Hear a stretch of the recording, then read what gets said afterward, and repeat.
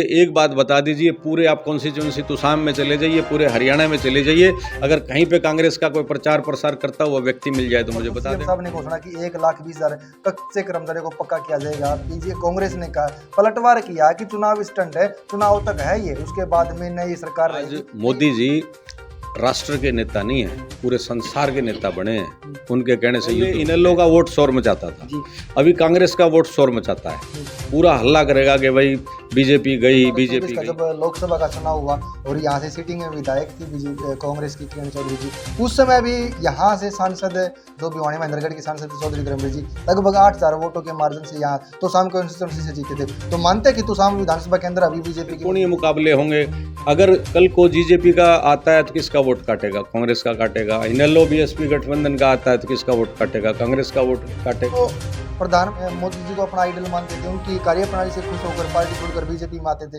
लोकसभा चुनाव के बाद में जो पार्टी के में नेता आए हैं, क्या वो अपना अस्तित्व बचाने के लिए बीजेपी में शामिल हुए? देखोगे विजेंद्र जी छोड़ के गए थे कांग्रेस में, तो बताओ टिकट मिली? पार्टी भरोसा करती है, मुझे टिकट देती है और लोग मेरा साथ देते हैं और हम पावर में आते हैं, तो पहला मेरे जीवन का काम ये होगा कि पानी की सिंचाई की व्यवस्था। मैं कहता हूँ पिछली बार 2019 में 40 सीट आई थी, इस बार बहुमत के साथ साथ ही परशुराम आप देख रहे हो टोटल खबर हरियाणा। इस समय तोसाम विधानसभा के गांव बाबा मूंगी पाकी पावनदरा के ऊपर मौजूद है।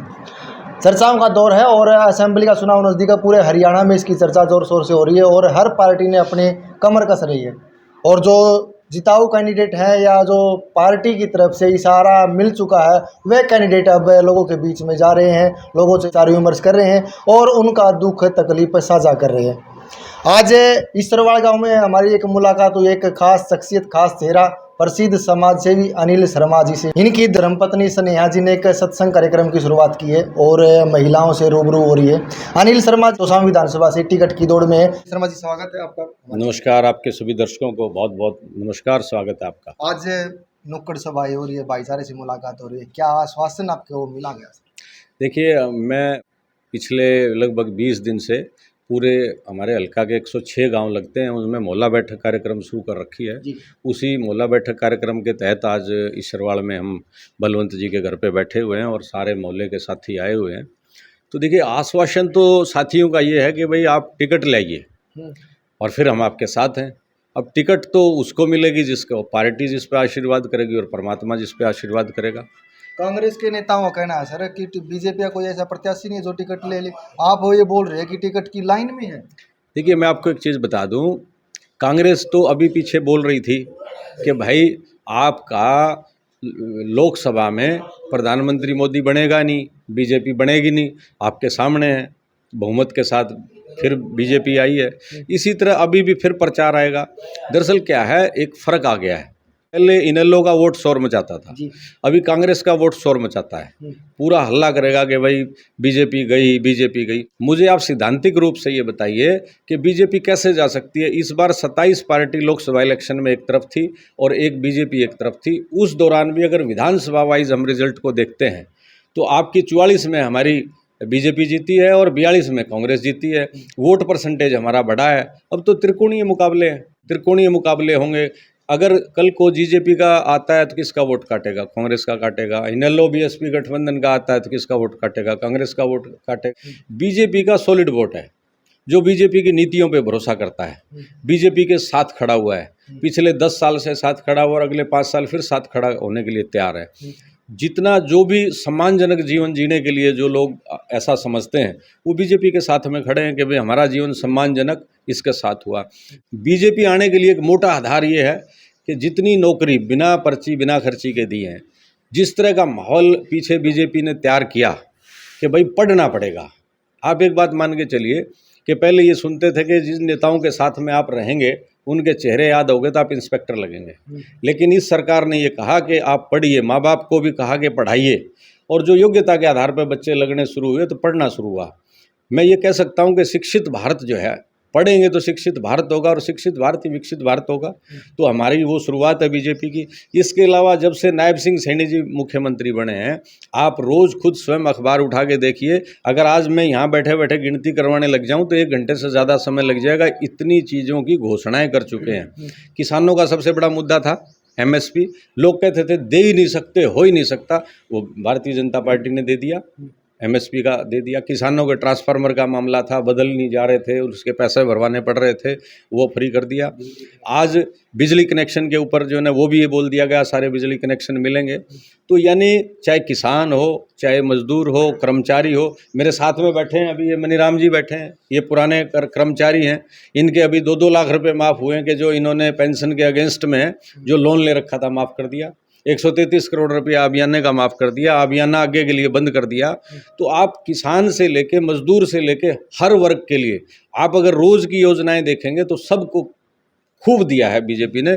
तो ऐसी सरकार को कौन कह सकता है कि वो आएगी नहीं। मैं कहता हूँ पिछली बार 2019 में 40 सीट आई थी, इस बार बहुमत के साथ सरकार आएगी। 2024 का जब लोकसभा का चुनाव हुआ और यहाँ से सिटिंग विधायक थी बीजेपी कांग्रेस की किरण चौधरी जी, उस समय भी यहाँ से सांसद जो भिवानी महेंद्रगढ़ की सांसद चौधरी धर्मवीर जी लगभग 8,000 वोटों के मार्जिन से यहाँ तोशाम कॉन्स्टिट्यूंसी से जीते थे। तो मानते हैं कि तोशाम विधानसभा के अंदर अभी बीजेपी की मजबूती है? हाँ बिल्कुल मानते हैं, बिल्कुल मजबूती है, तभी तो 8,000 से जीते। देखिए क्या है, जब 34,000 से जीते थे तब लहर थी और अलग अलग पार्टियां सब अलग अलग लड़ रही थी, नेलो अलग अलग लड़ रही थी, जेजेपी अलग लड़ रही थी। आज जो हमारा वोट परसेंटेज कम नहीं हुआ, जो हमारी लीड कम हुई, उसका सिर्फ एक ही कारण रहा, 27 इकट्ठे हो गए। जब 27 इकट्ठे होंगे तो कुछ तो फर्क पड़ेगा। तो बस वो उतनी सी बात थी कि इसलिए 34 का 8 का फासला रहा। लेकिन आज भी तोशाम विधानसभा में बीजेपी मजबूत स्थिति में है। तो प्रधानमंत्री मोदी जी को अपना आइडल मानते थे, उनकी कार्यप्रणाली से खुश होकर पार्टी छोड़कर बीजेपी में आते थे।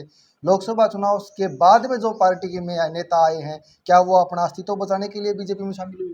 देखिए क्या है, ये अपना अपना व्यक्तिगत कारण रहता है कि कोई व्यक्ति किसी दूसरी पार्टी में इधर आ गया, इधर का कोई, ये अपनी अपनी व्यक्तिगत महत्वाकांक्षाएं हैं। किसी को लगता है मुझे टिकट नहीं मिलेगी, किसी को लगता है मैं यहाँ हार जाऊँगा। तो ये कोई बड़ा विषय नहीं है। ये तो देखिए कई बार ऐसा होता है, आदमी को लगता है कि मैं यहाँ पे ठीक नहीं रह पाऊँगा, दूसरी जगह चला जाता, वहाँ भी ठीक नहीं रह पाता।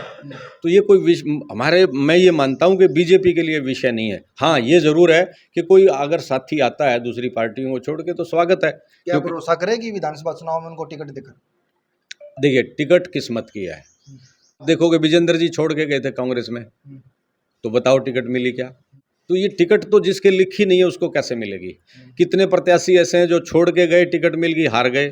रणजीत सिंह जी इधर आए, नहीं जीत पाए। तो ये सब किस्मत का खेल है और पार्टियों को ये स्वागत करना ही पड़ता है, क्योंकि एक वोट के लिए आदमी घर घर जाता है। भारतीय जनता पार्टी का हम प्रचार कर रहे हैं, एक वोट के लिए घर घर जा रहे हैं। तो अगर कोई साथी आता है जिसने इलेक्शन लड़ा है, जो इस लाइन में रहा है, तो वो अगर आता है तो कोई प्रॉब्लम नहीं है। तो सामने विधानसभा के अंदर लगभग 20,000 वोटर हैं, तो आप अपना विजन कुछ लेके चले होंगे, सर हम वोटर को अगर हमारे ऊपर पार्टी भरोसा करती है, हम यहाँ से विधायक बनते हैं, तो हम लोगों की उम्मीदों पर ये खरा उतरेंगे और ये विजन हमारा विधानसभा चुनाव से पहले। देखिए मेरा तो एक साफ सुथरा सा विज़न ये है कि इस हलके में विकास की स्थिति में हम पीछे हैं, और वो पीछे इसलिए हैं कि यहाँ पे उद्योग धंधे हैं नहीं, रोज़गार नहीं है, और रोज़गार इसके अलावा पानी नहीं है, पानी के बिना यहाँ किसान खाली है।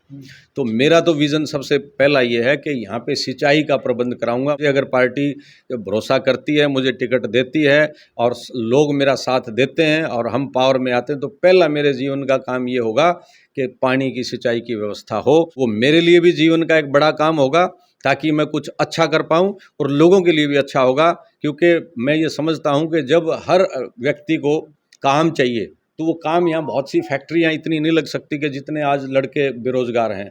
उसके लिए हमें खेती का अगर इंतजाम हो गया, पानी हो गया, तो हर किसी को आपको काम मिल जाएगा। काम मिलेगा तो सबका भला हो जाएगा। बीजेपी के राज में रोड मैप बहुत अच्छा बताया। लोगों ने कहा कि बीजेपी आने से रोडों की जो हालत खस्ता थी वो एकदम सही होगी। अभी हम तो शाम से इसरवाड़ की तरफ में आ रहे थे, रोड एकदम कच्चा था सर, कहीं से भी टूटा फूटा हुआ था, लेकिन उसका फिर दोबारा से फाड़ कर नया बनाने की तैयारी। देखिए कहीं ना कहीं आप ये समझ लिए, जो रोड को बनाया जा रहा है उसमें अब बारिश का मौसम से पहले ये प्लान चल रही थी, तो कहीं किसी जगह ये लगा होगा कि भैया ये लचक आ गई है या रोड टूट रहा है, उसको फिर बनाई जा रही है।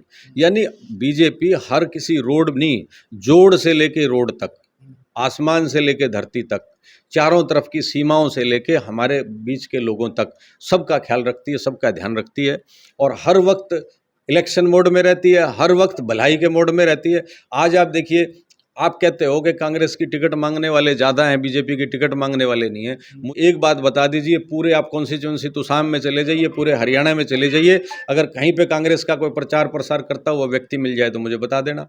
यहाँ पे हर रोज़ संगठन के कार्यक्रम चलते हैं। कहीं पे तिरंगा यात्रा चल रही है, अभी हमारी तिरंगा यात्रा रहेगी 11 से 13 तक। इसके बाद में हमारा शहीदों का सम्मान रहेगा। उसके बाद 15 अगस्त के प्रोग्राम है, हर घर तिरंगा का प्रोग्राम है। इससे पहले सब जगह प्रोग्राम चल रहे थे।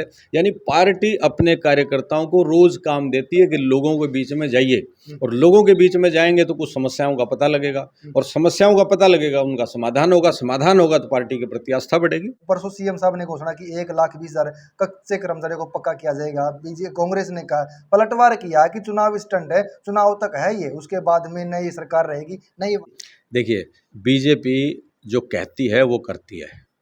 आज मोदी जी राष्ट्र के नेता नहीं हैं, पूरे संसार के नेता बने हैं। उनके कहने से युद्ध रुकते हैं, तो वो जब कहते हैं जो करते हैं तभी हो पाता है। बीजेपी का चुनाव के लिए कोई स्टंट नहीं रहता कि भाई कोई स्टंट करे।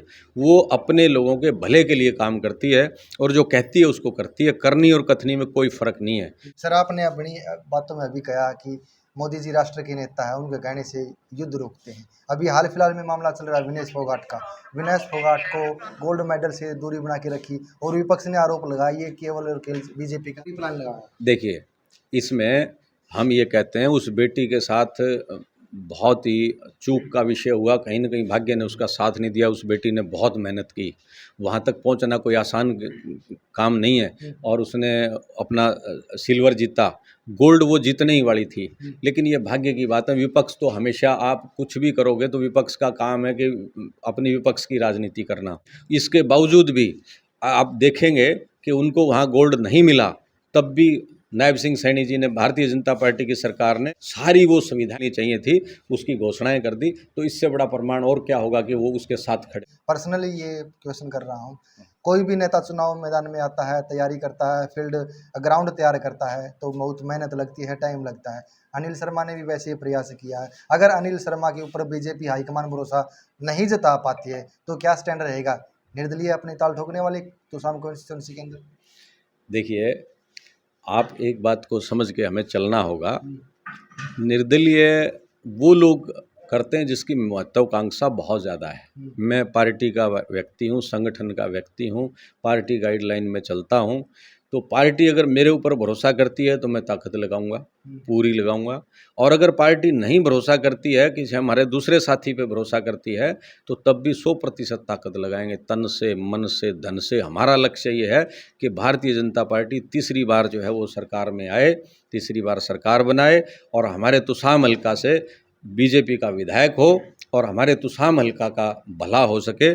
और हमारा मुद्दा ये रहे, चाहे मैं बनूं या दूसरा बने, कोई भी बने, सिंचाई की व्यवस्था हम करवाने में यहाँ सक्षम हों, ताकि हमारे लोगों का यहाँ जीवन सुख में हो। यही हमारा कमिटमेंट है। और टिकट मिलना ना मिलना ये तो सारी भाग्य के ऊपर है। तो मैं भाग्य को बड़ा मानता हूँ और पार्टी के साथ खड़ा रहूँगा। चलो, आपने हमारे चैनल को समझ दिया, आपका बहुत बहुत धन्यवाद सर। धन्यवाद, नमस्कार। अनिल शर्मा का कितना भाईचारा कमाया हुआ तुसाम विधानसभा के अंदर हम आपने दिखावांगे हर गांव की एक एक ग्राउंड रिपोर्ट। तब तक जुड़े रहिए टोटल खबर हरियाणा के साथ में। शुक्रिया, धन्यवाद।